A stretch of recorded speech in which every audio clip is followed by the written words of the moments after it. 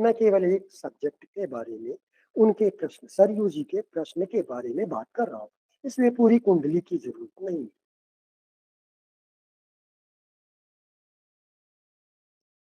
इस पर विशेष ध्यान दीजिएगा।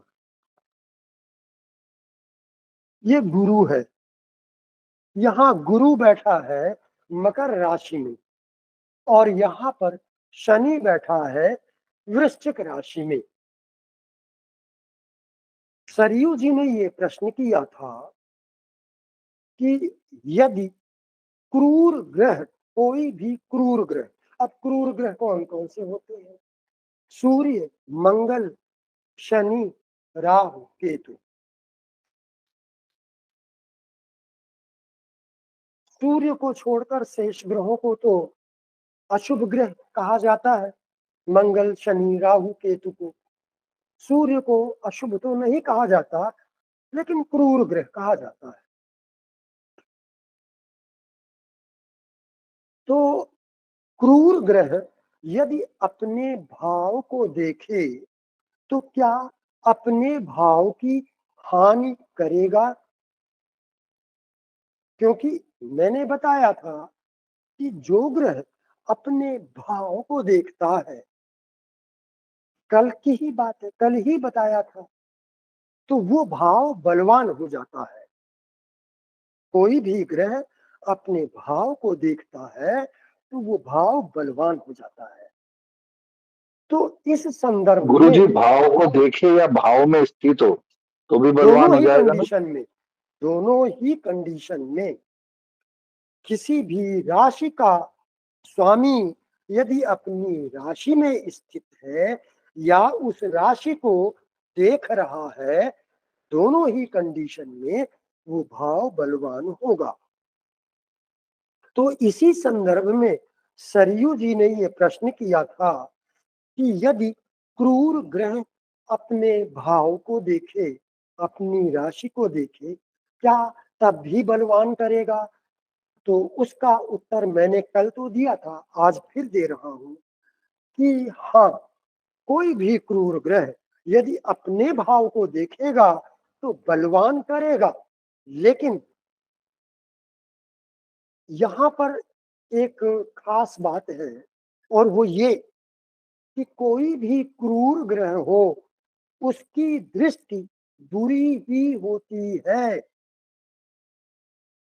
क्रूर ग्रह अपने भाव में यदि स्थित है, जो अभी किसी ने पूछा, शायद राजा जिंदल की आवाज थी, पूछा कि केवल दृष्टि से बलवान होगा या स्थिति से भी?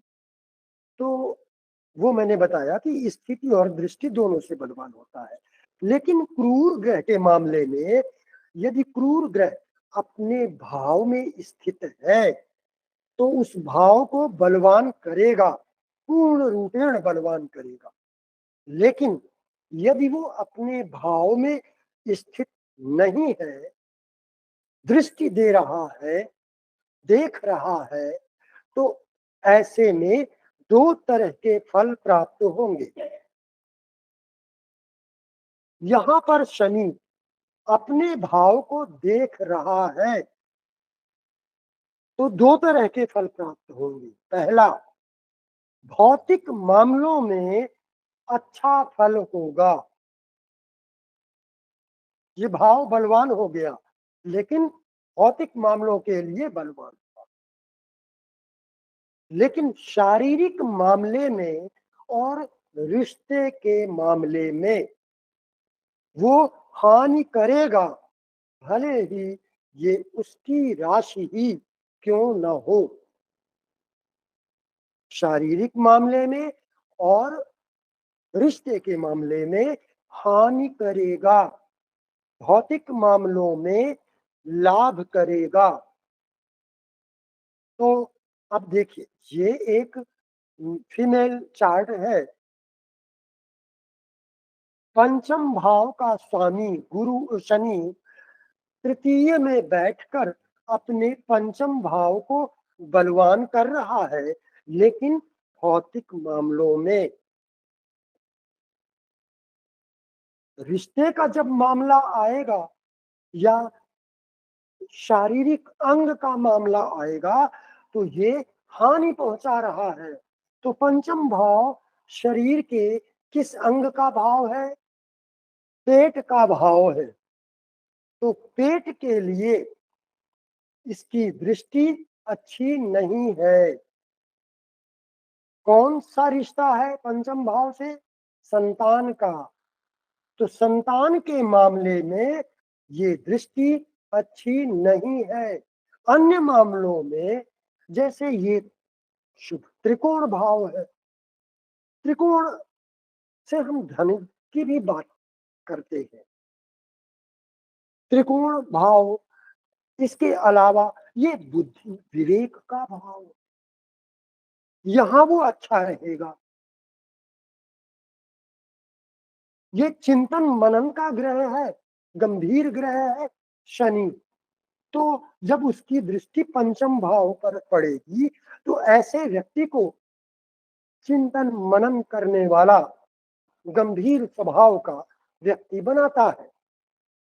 ये शिक्षा का भाव है, शिक्षा के लिए भी अच्छा है,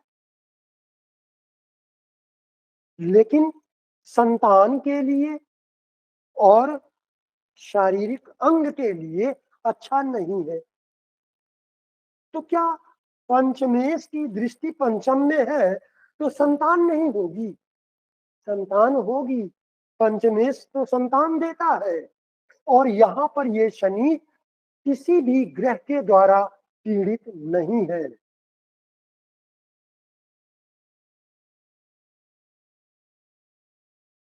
गुरुजी, पंचम गर्भ स्थान भी है, तो गर्भ से संबंधित अंग को तो प्रभावित करेगा, और से संबंधित अंग प्रभावित होगा तो संतान उत्पत्ति में भी प्रॉब्लम आ सकती है। हाँ, बिल्कुल ठीक कह रहे हैं। तो मैंने अभी यही बताया कि ये संतान के मामले में कुछ गड़बड़ करेगा और पेट के मामले में गड़बड़ करेगा। तो क्या संतान नहीं होगी? जबकि पंचमेश की दृष्टि पंचम भाव पर पड़ रही है और शनि किसी भी ग्रह के द्वारा पीड़ित नहीं है। सारे क्रूर ग्रह मैंने यहाँ पर लिख दिए हैं। तो संतान तो होगी। शनि का गुण आप सभी ने जाना होगा, सुना होगा कि शनि विलंब करता है।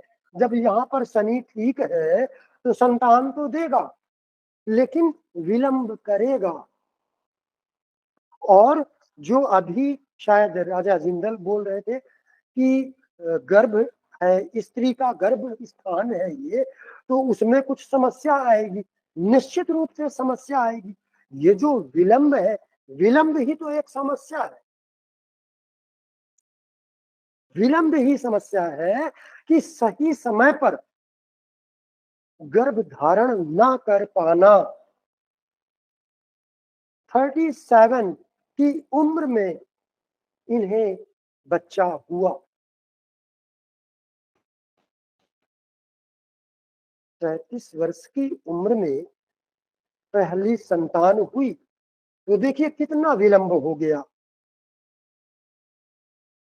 तो मेरा यहाँ पर अर्थ केवल ये अच्छा, पेट के बारे में इन्हें लगभग टीन एज से, बचपन से पेट में अल्सर की शिकायत है, जो आज भी है, जीवन भर रहेगी।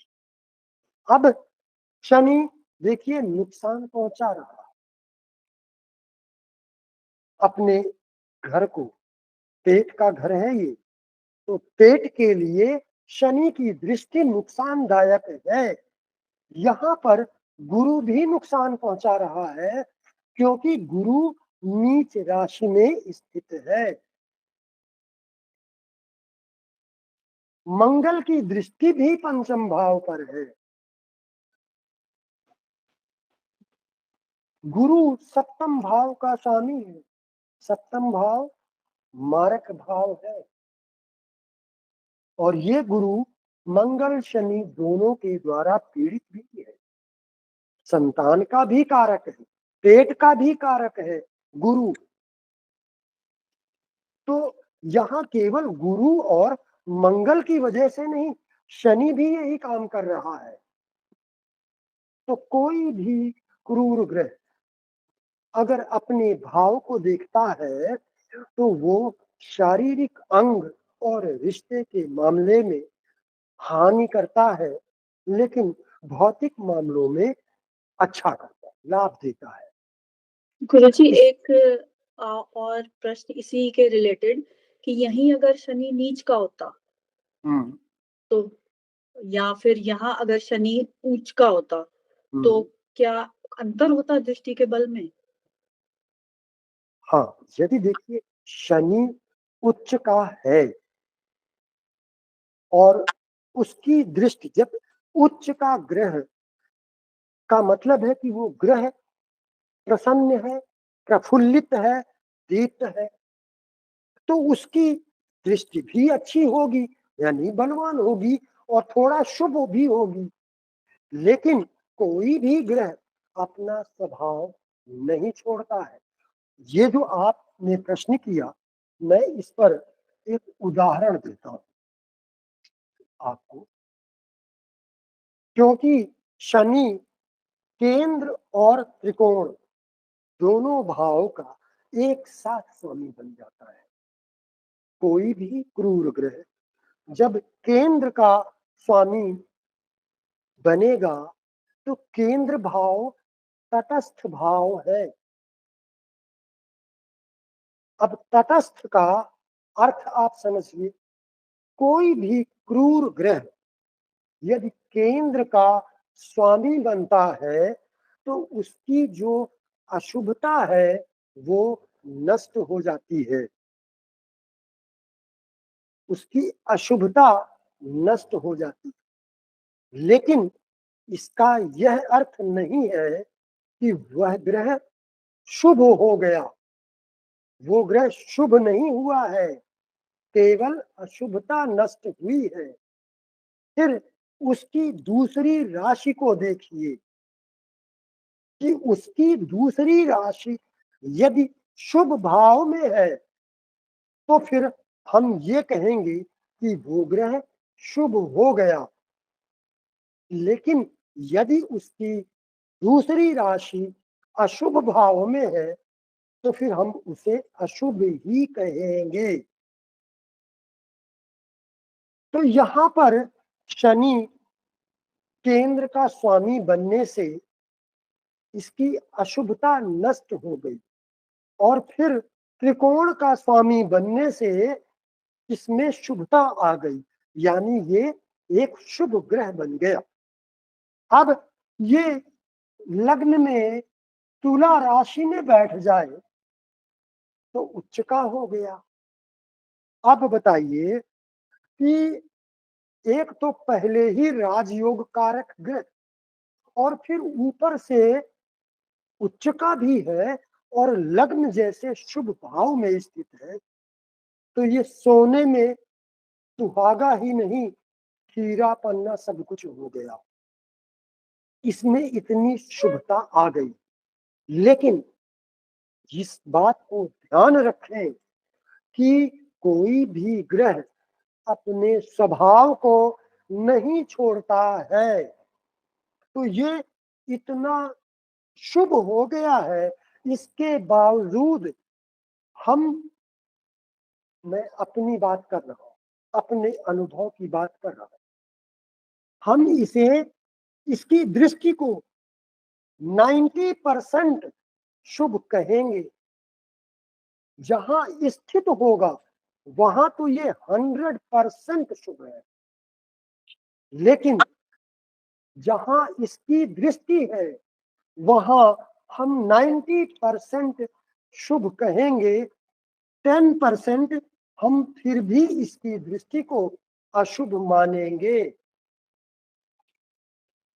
और अब ऐसे में गुरुजी मान लीजिए इसके ऊपर कोई दूसरे पाप ग्रह की या क्रूर ग्रह की दृष्टि पड़ जाती है, जैसे मंगल की, सूर्य की या कुछ और, तो तो ऐसे उसकी में फिर ये शुभता कैसा में, उसकी शुभता में जो शनि अभी इतना शुभ है, यदि ये पीड़ित होगा तो स्वाभाविक सी बात है कि पीड़ित होने से वो ग्रह कमजोर होता है, उसके अंदर ये क्रूर ग्रहों के द्वारा, अशुभ ग्रहों के द्वारा जब पीड़ित होगा, उनका प्रभाव इस पर पड़ेगा, तो फिर इसका जो 10% मैंने अशुभता बताई थी, ये 20, 30, 40% भी हो सकती है अशुभता।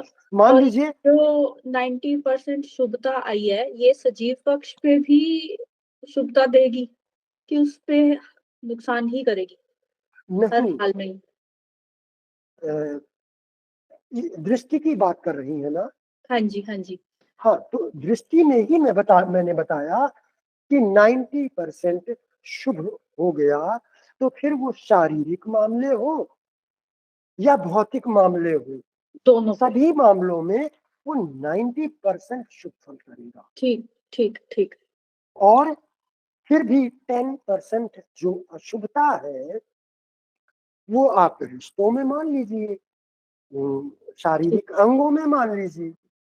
ठीक। और यदि ये ग्रह, जैसा कि अभी राजा जी ने पूछा, कि पीड़ित हो जाए दूसरे अशुभ ग्रहों के द्वारा, तो देखिए अगर एक अशुभ ग्रह से पीड़ित होगा, तो कुछ न कुछ अशुभता तो इसमें आएगी, कमजोरी तो आएगी।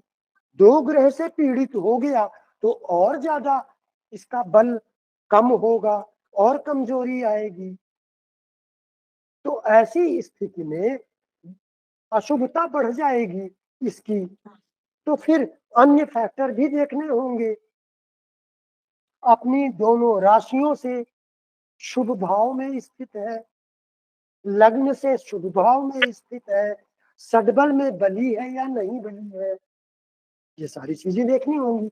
अंश बल से कैसा है, वह भी देखना होगा। चलिए, तो